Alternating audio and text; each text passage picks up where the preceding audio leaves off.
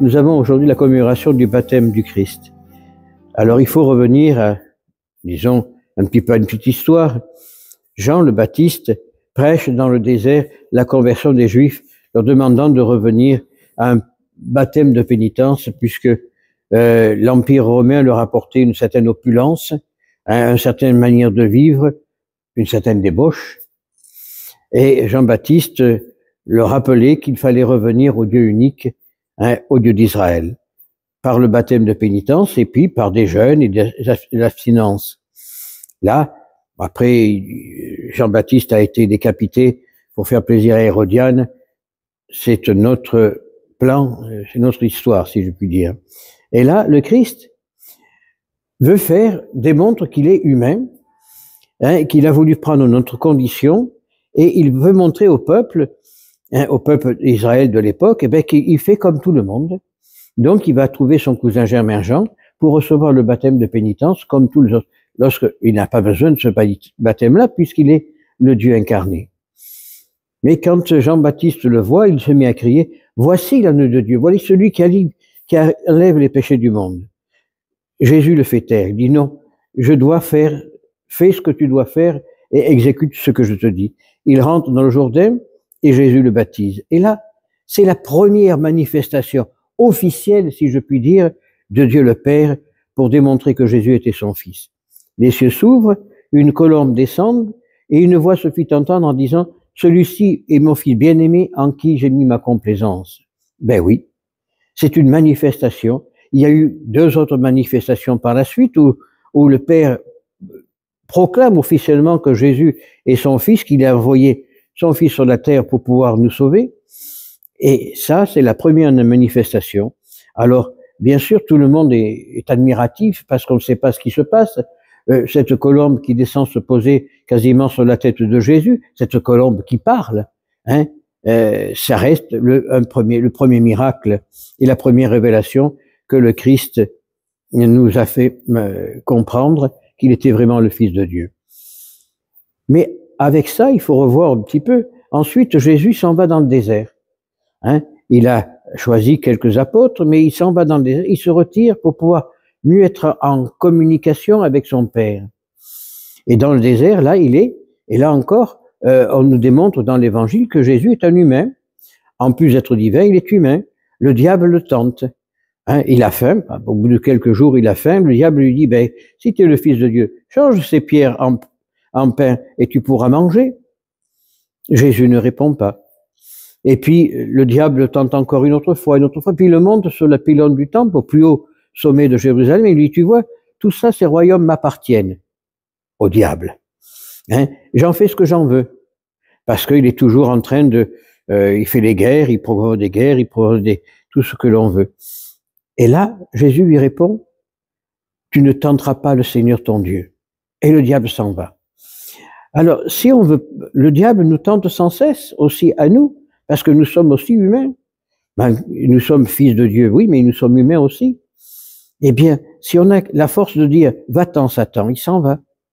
Par contre, si on se complaît avec lui, il est pire que les autres. Il amène tous ses petits copains pour nous emmener où nous ne voulons pas aller, où nous ne devons pas aller.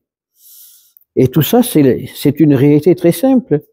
Alors l'Église, dans sa bonté, a fait ce qu'on appelle l'exorcisme, des prières pour que le diable ne nous tente pas, pour que le diable s'en aille loin de nous. Eh bien, il ne faut pas avoir peur de réciter l'exorcisme de Léon XIII. Je reviens à ce que disait Léon XIII avant de faire les prières léontines que nous devons dire à la fin de la messe, et puis l'exorcisme. Léon XIII finit sa messe dans la basilique, dans la chapelle papale à Rome. Il va à la sacristie, puis il entend des voix qui viennent de la chapelle. Alors il s'interroge parce qu'il était tout seul. Il regarde dans la chapelle, rien. Mais les voix sont de plus en plus fortes. Il s'approche du tabernacle, et du tabernacle, la chapelle pontificale, 2 voix sortent. Une voix dure et forte, et une voix douce. Cette voix dure et forte lui dit, « Je veux détruire ton église. » Jésus répond, la voix douce répond, « Essaye, si tu peux, essaye, je te donne 100 ans. » Et le diable est déchaîné pendant 100 ans, et nous sommes dans les 100 ans. Le diable est déchaîné, il fait tout pour détruire l'Église. La première chose qu'il a fait, c'est détruire la messe avec le Concile Vatican II, apporter soi-disant une nouveauté dans l'Église qui est plutôt une chose qui va à l'encontre du Christ, la liberté religieuse. Oui, nous sommes libres de croire, hein, mais de croire dans le vrai Dieu, non de croire dans toutes les sectes qui sont apparues depuis. Il n'y a jamais eu tant de sectes chrétiennes ou pseudo-chrétiennes dans le monde que depuis 50 ans. Hein, tout le monde fait sa propre boutique pour arriver à quoi, j'en sais rien. Puis, le diable, alors Léon XIII, pour combattre ça, a fait ce qu'on appelle les prières léontines, que chaque prêtre, et ça a été supprimé bien sûr avec le Concile Vatican II, doit dire après la messe 3 Ave, le Salve Regina, les prières qui vont après, puis la prière à Saint Michel Archange, pour nous libérer du mal, nous libérer du malin. On n'y croit plus. Bien sûr, alors Vatican II qui a tout changé, les prières et tout ce qui s'ensuit, a même changé les prières d'exorcisme qui datent depuis des millénaires. En disant, non, d'abord, avant d'exorciser quelqu'un, il faut l'envoyer au psychiatre. C'est-à-dire que le diable n'existe pas. Si on croit en ce que dit l'Église d'aujourd'hui, le diable n'existe pas. Le diable, c'est nous-mêmes. Alors, si le diable n'existe pas, c'est que le bon Dieu n'existe pas non plus. Parce que un ne va pas avec l'autre. À l'heure actuelle, il y a dans le monde des forces négatives. La négativité, c'est le diable. Ces forces négatives sont là pour faire tomber l'humanité contre Dieu. Et pourquoi? Parce que le diable est jaloux. Alors il faut revenir au début de la création, lorsque Dieu a créé le ciel et la terre, et tout ce qu'il a créé, et il a créé l'homme et la femme. Mais l'ange des Lumières, celui qui était le plus près de Dieu, ben, il est jaloux, parce qu'il croit perdre sa place, parce que Dieu a fait des belles choses, donc l'homme et la femme, il veut détruire. Et pour détruire, ben, il va tenter Ève, qui tente après Adam, de manger le fruit défendu, l'orgueil, la connaissance du bien et du mal, ce que Dieu avait interdit de faire. Ils le mangent, et Dieu apparaît, ils sont tout nus, ils se cachent, ils ont peur, parce que Dieu est là, ils savent qu'ils ont fait un péché, ils ont peur, et Dieu les envoie du paradis. Il leur dit, la porte est ouverte, vous pouvez sortir, allez où vous voulez. Ils s'en vont, mais il leur dit quand même, je vous enverrai un sauveur pour revenir au paradis d'Adam. Il passe comme ça des millénaires avec les prophètes, les patriarches, les grands prophètes, les petits prophètes, Élie, Élisée, Miguel et tant d'autres qui annoncent la venue du Messie. Puis il arrive un temps accompli par Dieu, où à travers Marie naît Jésus. Et Jésus naît homme avec la divinité en lui. Mais seulement il est venu dans le monde non comme Dieu. Il est venu dans l'homme comme homme, pour mieux nous connaître, pour mieux nous aimer et nous ramener à la maison paternelle. Mais il est Dieu. Et là, comme homme, il a voulu suivre tout notre cheminement. Jésus a travaillé de ses mains. Jésus a fait comme les autres. Il est allé recevoir le baptême de pénitence par Jean. Et là, les cieux s'ouvrent. Et le Père proclame officiellement devant toutes les gens qui étaient ici que celui-ci est son fils bien-aimé, celui qui a toute sa complaisance. Et là commence le ministère de Jésus. Jésus va au désert, il est tenté. Après le désert, il va, premier miracle, les noces de Cana. Il prêche ce royaume de Dieu en disant convertissez-vous à tout le peuple juif. Il fait des miracles, des quantités de gens le suivent, et ça dérange les puissants. Parce qu'on se dit, mais comment ça se fait? Il arrive, lui, à transformer les foules? Et non, il n'est pas le Messie. Parce que le Messie, il est là pour chasser les Romains dehors et pour recréer le royaume d'Israël. Ce qui n'était pas le cas. Et qu'est-ce qu'ils font, les prêtres, les grands prêtres? Ben, ils le condamnent à mort. Ils le font arrêter grâce à la complicité d'un des amis de Jésus, d'un des apôtres, Judas, qui pour 30 pièces d'argent vend le Christ à ses assassins. Judas se répand après, se repent, il se pend et il meurt. Où va Judas? Ça, c'est la miséricorde de Dieu, seul Dieu le sait. Mais il était complice du diable et le diable l'a accueilli dans ses bras. Et là, les prêtres le condamnent Jésus à mort. Jésus est mis sur la croix. Les paroles de Jésus, c'est des paroles d'amour. Ils ne savent pas ce qu'ils font, ils n'ouvrent pas la bouche, ils se laissent conduire comme un agneau à l'abattoir. Il meurt sur la croix. Avant de mourir, il confie Marie à Jean, un de ses apôtres. Mais quelques jours après, il sort du tombeau, il ressuscite. Et là, c'est encore une preuve divine que Jésus est vraiment le Fils de Dieu. Il sort, il réapparaît aux apôtres qui sont réunis en cénacle, et là, il en manque un. Il manque Thomas.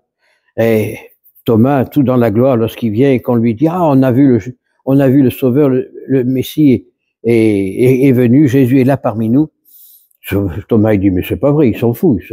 Ils ont bu, c'est pas possible. Hein, il est mort, il est mort. Hein. » Et quelques jours après, Jésus réapparaît de nouveau aux apôtres, il y a Thomas.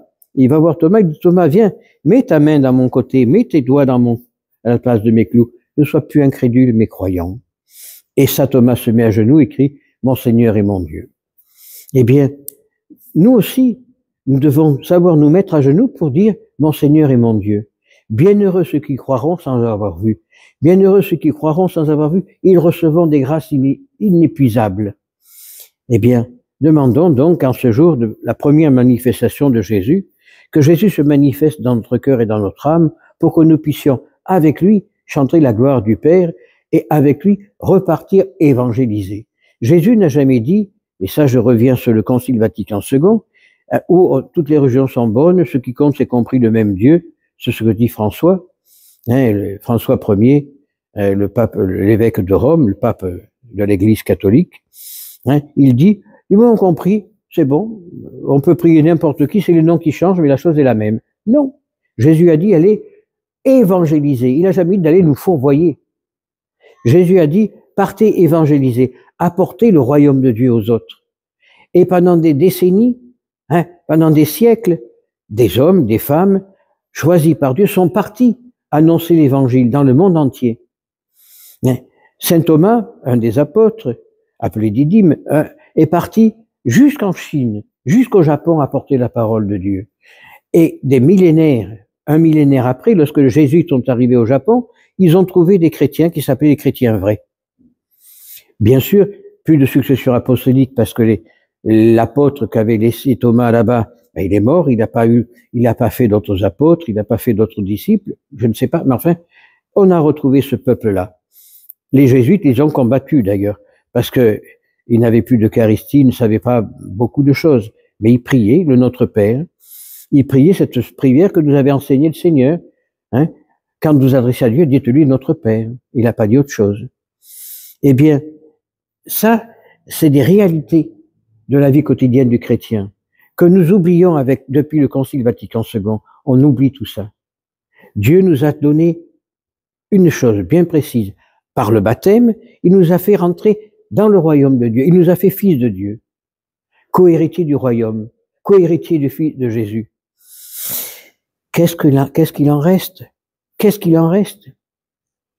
Les premiers chrétiens étaient tellement heureux qu'ils faisaient baptiser les enfants, comme les Juifs d'ailleurs, qui emmenaient, au bout de 8 jours, on amenait les enfants pour être circoncis, pour pouvoir en donner le premier-né à Dieu. Mais il ne reste plus rien. Pourquoi? Parce qu'on a tellement dit aux gens que tout était beau, tout le monde est gentil, qu'on ne croit plus en rien. Il n'y a plus personne à la messe. Pourquoi? Parce que, oh, c'est pas très important. Si tu viens pas à la messe le dimanche, tu peux aller un jour de la semaine. Non, non. Hein? Tu sanctifies le jour du Seigneur, le dimanche. Il y a un jour par semaine où on doit sanctifier le Seigneur. Je disais à notre voisin qui est cultivateur, j'ai dit, le bon Dieu, il a mal fait les choses. Il a fait que 7 jours. Parce que tu travailles du lundi au dimanche. Il aurait fait un jour supplémentaire pour que tu puisses le louer. Mais c'est vrai, plus personne ne croit en Dieu, plus personne ne croit. Alors, il arrive des cataclysmes. Il arrive des bouleversements dans le monde. Ah, mais si j'avais su, mais avec 10 j'avais su, on pourrait mettre Paris en bouteille. Non. Il faut simplement avoir la réalité des choses. Si on n'est plus capable de reconnaître que Dieu est le Créateur, que Dieu est là pour nous aimer, on a tout perdu. On a tout perdu. Après, on dit, ah, si j'avais su. Mais ce sera trop tard. Parce que l'on croit ou que l'on ne croit pas en l'existence de Dieu, que l'on croit ou que l'on ne croit pas en Dieu, le jour final, lorsqu'on va comparaître devant lui, qu'est-ce qu'on va dire? Ah, j'ai pas cru en toi? Ah, je savais pas que tu existais? Mais elle dit, mais ça, il va nous répondre, ça ne me regarde pas, ça. Tu avais qu'à ouvrir les yeux pour voir mon existence, à travers les arbres, avec les gens qui vivent à côté de toi. C'est la preuve que je suis là. À travers les sacrements de mon amour, l'Eucharistie, la pénitence et les autres sacrements que je t'ai laissés. Qu'est-ce que tu en as fait? Qu'est-ce qu'on répondra? Ah, ben, je savais pas. Eh ben oui, mais alors il va dire, ben là, tu vois, la porte du fort, elle est ouverte, tu peux y aller. Là-bas, ils savent. Et on aura tout perdu. Tant qu'on ne reviendra pas à la vérité fondamentale, tant qu'on ne reviendra pas, comme Thomas, à genoux, ô Seigneur et mon Dieu, eh bien, on aura tout perdu, on aura tout faux. Alors, je reviens à l'idée initiale. Hein. Aujourd'hui, nous commémorons le baptême du Christ, cette première manifestation. Mais demandons simplement au Seigneur qui se manifeste en nos âmes, qui se manifeste en nous, pour que nous puissions, à l'exemple de Thomas, pouvoir dire « Mon Seigneur et mon Dieu, ainsi soit-il ».